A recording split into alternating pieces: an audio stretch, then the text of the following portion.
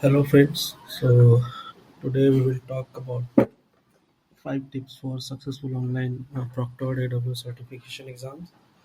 So, in this video, we will talk about the 5 key points which helps to be confident on the certification exams whenever you are doing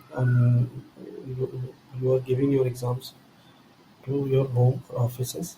So, first of all, we have to look out on the certifications exam provided by the Amazon Web Services. So three types of exam certifications available in the AWS: foundational, associate, and professionals. So foundationals comes with the cloud practitioners. So it's a 6 months of fundamental AWS cloud and industry knowledge required. And the next one is associate level. So in this level, associate level, they are providing three types of exams: solution architect, sysops administrator, and developer DevOps. So first of all, we have to understand that cloud practitioner is not necessary to jump to the associate exam. So you can give associate exams from the first attempt. So there is no any harm in this, because cloud practitioner is a very basic and fundamental, and when you are preparing for the certification exam, so it's a very mandatory thing. So you can give that associate's level exam. And the last one is the professional level. So it need 2 years of the comprehensive experiences designing, operating, and troubleshooting solutions using the AWS solutions. In these two certification exams available there. So solution architect professionals and DevOps professionals. So these are the criteria to achieving exam and clear the exam. Your certificate, you can increase your expertise level to the professional level.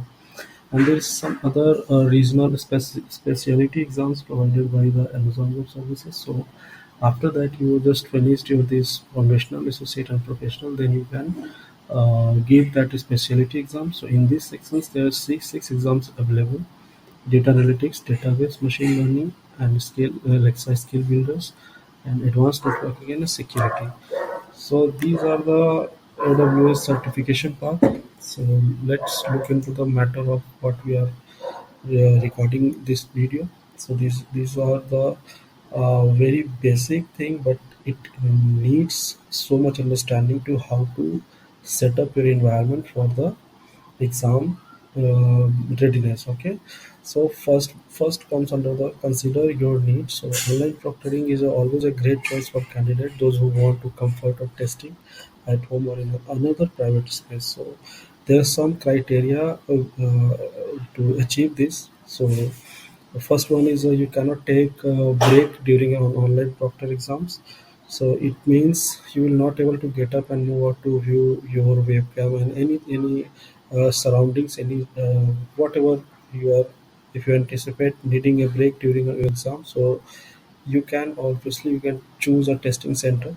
And the next one is privacy. So you will also need to ensure that your private space to test is uninterrupted. So you won't be able to continue the exam if someone else come into the room.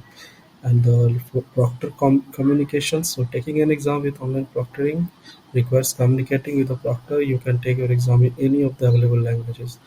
Okay, so but the proctor will greet you, give you directions, and provide assistance in English or Japanese. So note that only Pearson VOE offers proctoring in Japanese. Okay, and the next one is a run the system test. So if you will need to ensure that your computer, whatever you are using to giving the exam, you intended to use, so it take the exam. So it meet the system requirement for the exam. So it required to review your system requirement for compliance and running the system test before you schedule your exam. So you can determine the if the computer you plan to use is appropriate or not.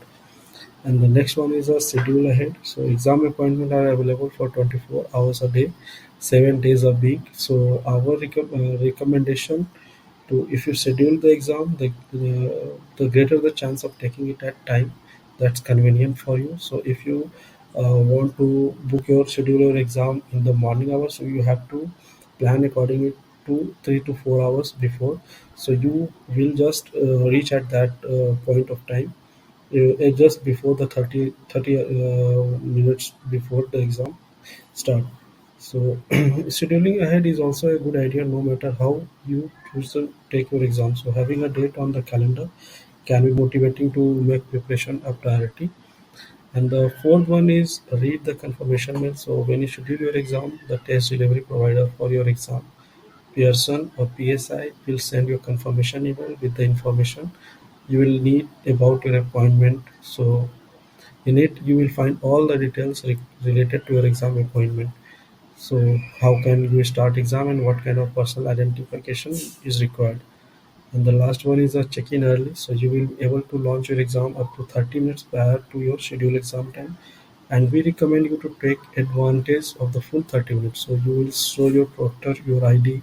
They will review your testing environment, having plenty of time to complete this step before you begin the timed exam will help you start strong and confidently. So keep in mind if you're more than 15 minutes late for your appointment, you won't be able to start your exam.